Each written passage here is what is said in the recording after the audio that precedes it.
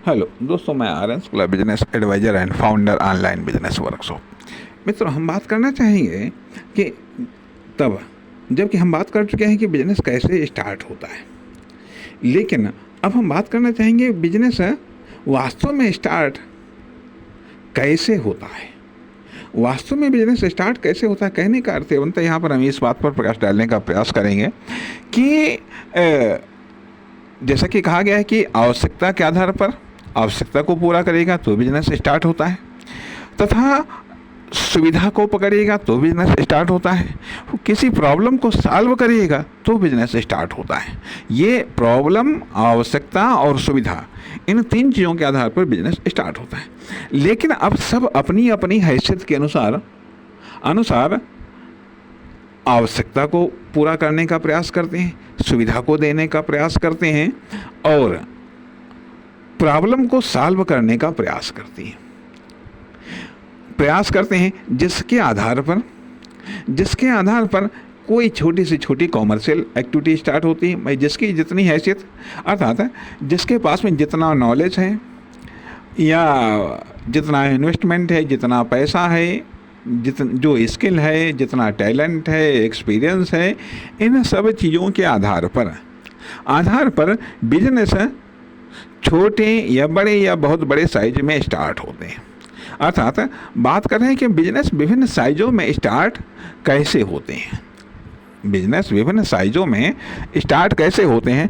अब मान लिया एक गरीब है जिसके पास में कोई पूंजी नहीं है या बहुत कम पूंजी है। जितनी पूंजी है, जितना टैलेंट है, जितना नॉलेज है, उसी के आधार पर वो आवश्यकता को पकड़ता है या फिर सुविधा को देने का प्रयास करता है या फिर प्रॉब्लम को सॉल्व करने का प्रयास करता है। यही कारण है जिनके पास में पैसा या टैलेंट कम होता है वो भाई फुटपाथ पर अपन बिजनेस को स्टार्ट कर देते हैं। फुटपाथ पर जगह मिल पाई है, रोड के किनारे नहीं मिल पाई है तो अपना घूम टहल रहे हैं, फेरी लगा रहे हैं। जितना टैलेंट है उसी के आधार पर वो अपना कार्य करने का प्रयास करते हैं। और ज़्यादा पैसा है तो अपना दुकान खोल लेते हैं, और ज़्यादा पैसा है कोई फर्म खोल लेते हैं, और ज़्यादा पैसा टैलेंट है कंपनी खोल लेते हैं। तो ये उनकी हैसियत के आधार पर, अर्थात जिसके पास में सामान्य नॉलेज है वो सामान्य सेल्स में आता है। जिसके पास में और ट्रिपिकल नॉलेज है, कोई मेडिकल में जा रहा है, कोई इंजीनियरिंग में जा रहा है, कोई किसी में जा रहा है, तो जैसा जिसके पास में नॉलेज है या एक्सपीरियंस है वो उस प्रकार की आवश्यकताओं को पकड़ता है, उतनी मात्रा में आवश्यकताओं को पकड़ता है या उस प्रकार की सुविधा को पकड़ता है या उतनी प्रकार की सुविधाओं को देने का प्रयास करता है या फिर उतनी बड़ी प्रॉब्लम को पकड़ता है जैसी जिसकी हैसियत होती है, आर्थिक स्थिति होती है, इन्वेस्टमेंट होता है, नॉलेज होता है, स्किल होता है, टैलेंट होता है। इन सब चीज़ों के आधार पर मतलब लोग इंटरप्रेन्योर या बिजनेसमैन बनते हैं और इन्हीं सब चीज़ों के आधार पर विभिन्न आकार, प्रकार, रूप में बिजनेस छोटे से लेकर के बड़े तक या बहुत छोटे से लेकर के बहुत बड़े तक बिजनेस स्टार्ट होते हैं। यही कारण है कि हमें समाज में छोटे से छोटे बिजनेस भी दिखाई देते हैं और बड़े से बड़े बिजनेस भी दिखाई देते हैं। साधारण बिजनेस भी दिखाई देते हैं, क्रिटिकल और जटिल बिजनेस भी दिखाई देते हैं। एक ही जगह एक आध वस्तुएं भी दिखाई देती हैं बिकती हुई, और एक ही जगह पर बहुत सारी वस्तुओं को भी बिकते हुए देखा गया है।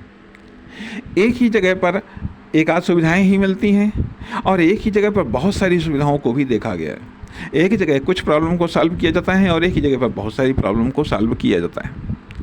ये सब विभिन्न प्रकार की हैसियत, विभिन्न प्रकार के नॉलेज, स्किल, अर्थात जिसके पास में जो भी है, जितना है, उसके आधार पर जब वो बिजनेस को स्टार्ट करते हैं तो उससे किसी बिजनेस की, उससे विभिन्न कॉमर्शियल एक्टिविटी या फिर छोटी बड़ी फर्म, दुकान, कंपनियों का निर्माण होता है, विकास होता है।